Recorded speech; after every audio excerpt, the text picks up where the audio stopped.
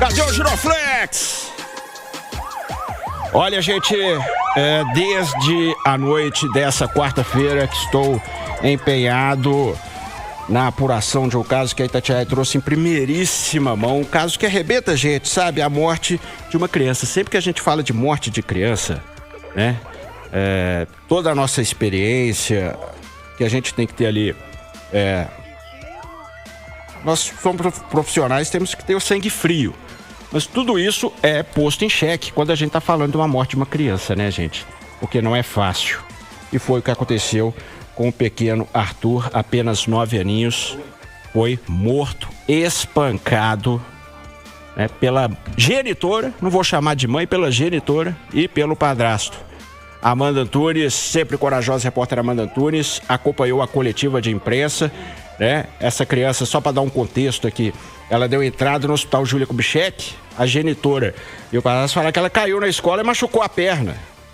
Aí os médicos e enfermeiros falaram, menino, lesão no abdominal, nariz sangrando, cheio de hemorragia interna.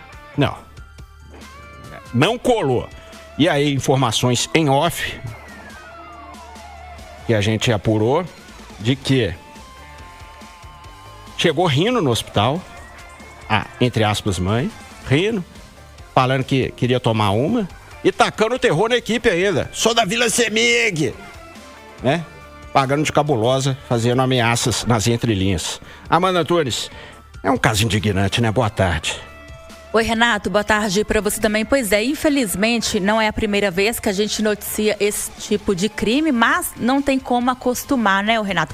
Não tem como você não se sensibilizar e sentir até muita raiva de como que uma pessoa pode, né, ter aí. Na verdade, essa mulher tem 3 filhos, né, que é o Arthur Alves, de 9 aninhos, que infelizmente foi vítima aí deste crime, conforme investigação da Polícia Civil. Outras 2 crianças também, uma outra criança de 6 anos e também um bebezinho de 6 meses. As investigações apontam que o Arthur, ele foi agredido no dia 21 de agosto.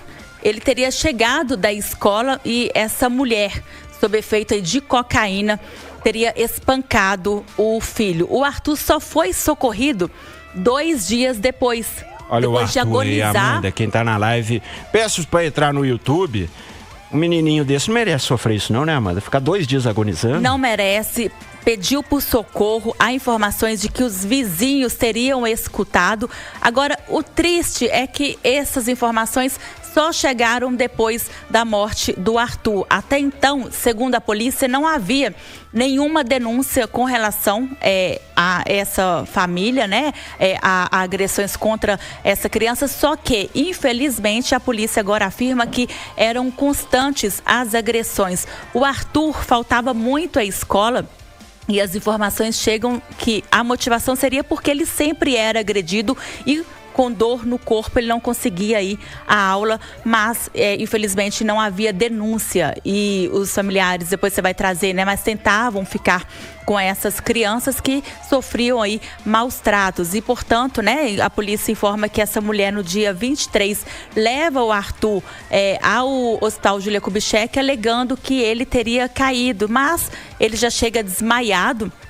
E a polícia, então, começa, né, as investigações e ao longo aí das investigações fica apurado, constatado que quando essa mulher vai até o cartório, né, para a certidão de óbito, ela chega rindo tranquilamente, inclusive no velório, sem demonstrar qualquer tristeza. Isso tudo chamando a atenção né, dos familiares, das pessoas e a polícia já com a denúncia, porque a equipe médica na hora percebeu que a alegação dessa mulher e deste padrasto não era algo que dava para confiar, porque com muitos machucados, quando ele foi agredido no dia 21, saindo muito sangue pelo nariz, ela teria dito que foi um remédio que ele tomou e deu alergia.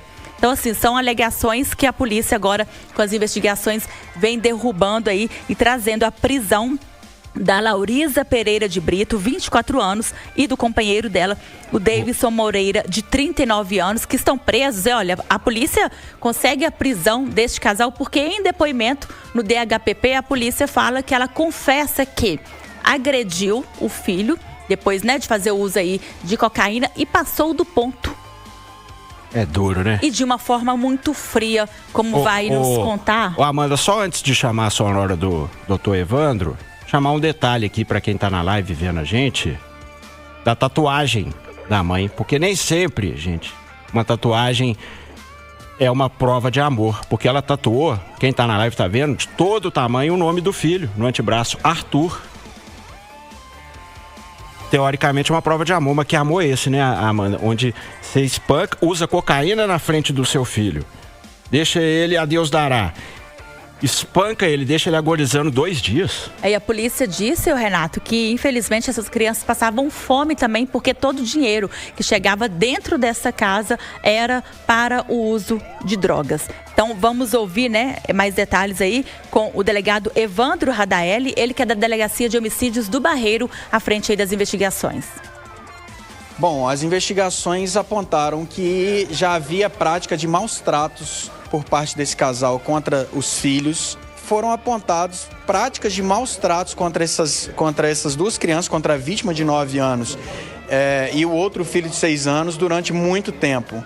Durante algum tempo eles foram agredidos e isso consta do inquérito. No dia do crime, doutor, quais são as informações? O que teria acontecido?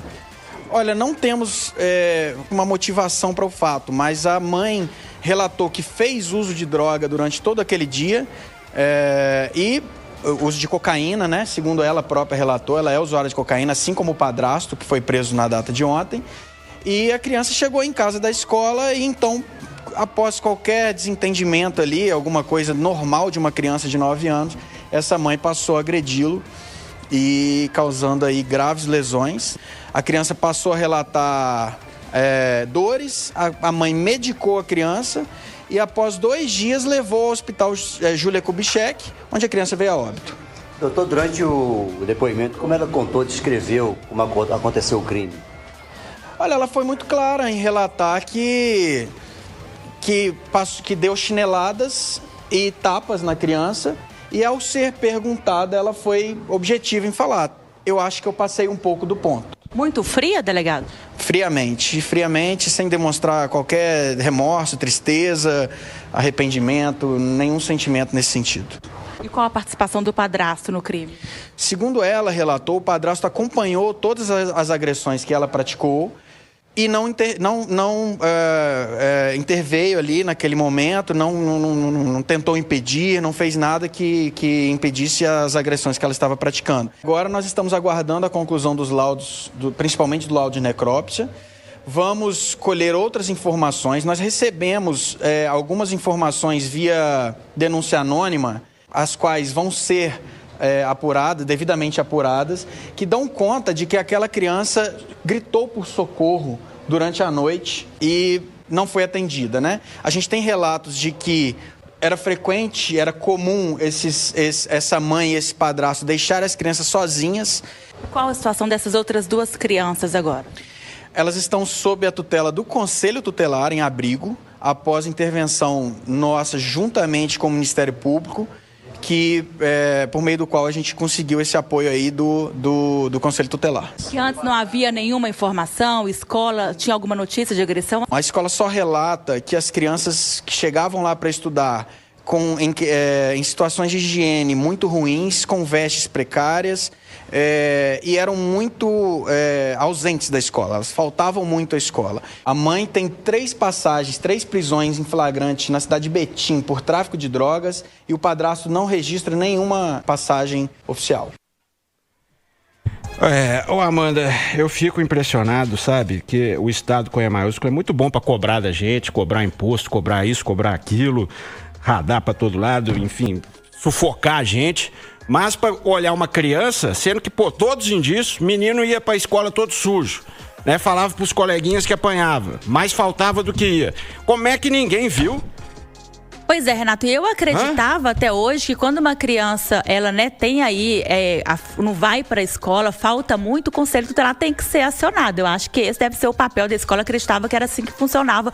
Só que, infelizmente, a gente vai vendo que nem sempre é assim, né? Porque esses meninos, né, tanto o Arthur, de 9 anos, quanto a outra criança de 6, que também era agredida, conforme a polícia, não relatavam, porque parece que eles também eram ameaçados. Eles não podiam contar que eles sofriam essas agressões. Então, assim, para que ninguém ficasse sabendo, elas não iam à escola. E aí, pelo que a gente teve informação com a Polícia Civil, não há informações de que o Conselho Tutelar tenha sido acionado em algum momento. O Conselho é acionado depois da morte do Arthur. E outro detalhe também que me chamou bastante atenção, né, que essa mulher muito fria fala, então, que agrediu o filho, que passou, né, da conta ali, mas o tempo inteiro muito tranquila, inclusive teria, né, demonstrado aí felicidade no cartório para buscar a certidão de óbito, no velório também tudo tranquilo. O padrasto, inclusive, não foi no sepultamento, conforme nós apuramos. Ele está preso porque ele teria presenciado a agressão, né, o crime, e não feito nada. Mas enfim, essa mulher, segundo a polícia, o único momento em que ela demonstra tristeza é quando ela descobre que ela seria presa. Aí a casa caiu, né? Finalmente, porque pelo visto ela não tá nem aí pra nada. Deve estar ouvindo a gente agora. Amanda, então, obrigado, viu, Amanda? Valeu, Renatão. E você, meu amigo, minha amiga, daqui a pouquinho nós vamos ouvir a tia-avó paterna dessa criança, que tinha a guarda dessas crianças. Aí você vai ver como é que é o Brasil, né?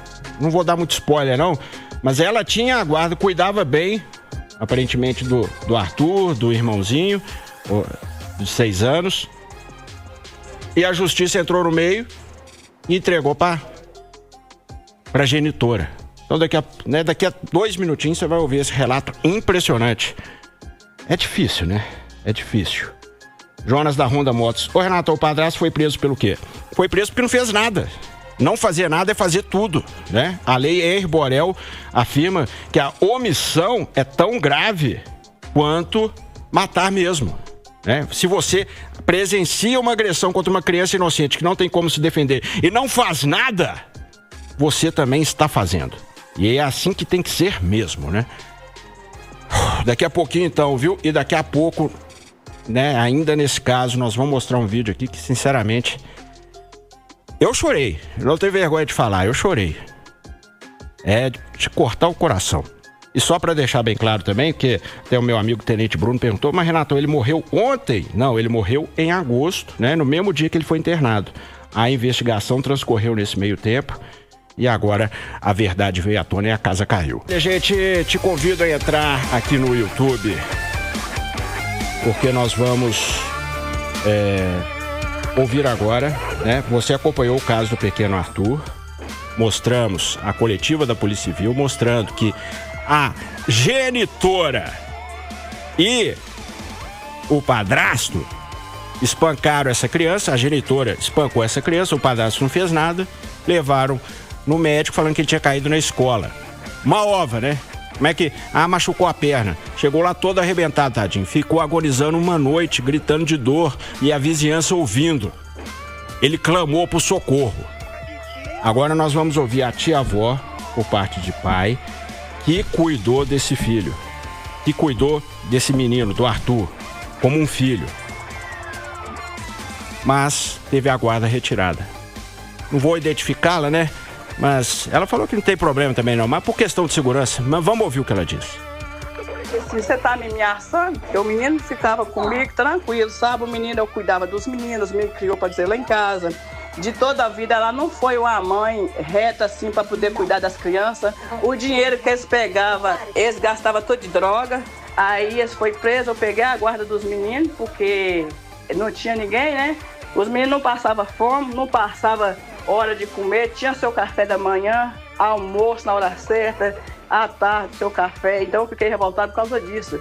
Ela fez tão inferno, essa mulher fez tão inferno na minha vida pra pegar esses meninos. Aí na hora que eu dei pro lado dela, ela saiu correndo, né? Chamei de polícia. Aí a polícia pegou e foi lá em casa e me deu o conselho. Falei assim, a senhora vai lá, né, percura a justiça e pra ver o que resolve, porque senão qualquer coisa acontecer, sobra pra senhora. Aí foi aonde que eu fiz. Fui lá no Betim, no centro, lá na delegacia lá, né, percurar registrei o boletim de ocorrência, né? E aí fui lá no fórum da Justiça das Crianças, foi eu e minha menina, também é prova disso, né? E pedi eles, pelo amor de Deus, porque expliquei o que estava acontecendo da época. Aí eles pegaram e me deu para mim poder assinar. Então o juiz decidiu a guarda dos crianças, eu entreguei para o juiz para ver com quem ia ficar. E deu a guarda para ela, no caso, né? Porque ela era a mãe, da época estava trabalhando, né? Mas aí já estava entrando nas coisas erradas. Foi aonde que eu cheguei lá e contei tudo a verdade. Eu não escondo, entendeu? Então é isso aí que eu tenho que falar. Mas tem que ter justiça, é igual eu falei. Por que você fez tudo pra você pegar os meninos? Pra que você tirou os meninos? Deixa eu representar. É igual eu falo, podia ter deixado eles lá, né? No conceito tutelar, porque se soubesse que ia acontecer isso depois. Eu achei que as coisas iam ser diferentes. Entendeu? Pelo menos o outro tá seguro, né? É isso que eu queria. Ter certeza, né? E pelo menos a segurança pra ele. 5h48. Agora ela falando sobre a questão da escola e também se ela quer, né, a luta por justiça agora. A pessoa que o menino tinha parente, a pessoa que ela ia julgar a escola para poder ganhar indenização em cima da escola, que eu sei, porque eles mandaram mensagem aqui para mim na roça essa semana. Eu não sou besta, já pesquei o que ela tá querendo. A indenização dela é cadeia, para ela enfiar lá dentro da cadeia, sabe? Então foi a escola, mas sendo que ela sabe. Como é que uma pessoa sabe? Isso é uma mãe, não. Isso é o Deus que me perdoe, desculpa, com licença da palavra. Isso é um demônio, isso é o capeta. Eu conheço essa mulher, velho. Eu conheço essa mulher, não é de hoje. Essa mulher é mentirosa, sem vergonha. Ele inventa conversa. Eu não aceito ela na minha casa. Ela entrou em dezembro do ano passado, porque eu falei que nem na minha porta ela não pisava. Tá vendo, gente? Essa senhora tinha a guarda, mas a justiça passou pra mãe, pra genitora. Então, gente, a justiça às vezes é falha. Só porque é mãe, só porque tem um laço de sangue, quer dizer que é a melhor escolha pra criança? Nem sempre. Nem sempre. Então, agora você, se puder entrar no YouTube, eu te convido. Para terminar a cobertura desse caso, nós vamos, né, um vídeo que tivemos acesso do pequeno Arthur cantando. É de cortar o coração, cantando um louvor. E a letra, você vai ouvir na letra e levando ao que aconteceu. E a vontade que a gente tem é de pegar ele no colo e pedir desculpa por essa humanidade tão podre. Vamos conferir. A tempestade vai passar, tudo vai ser diferente. Não há ninguém na escravidão que dure pra sempre.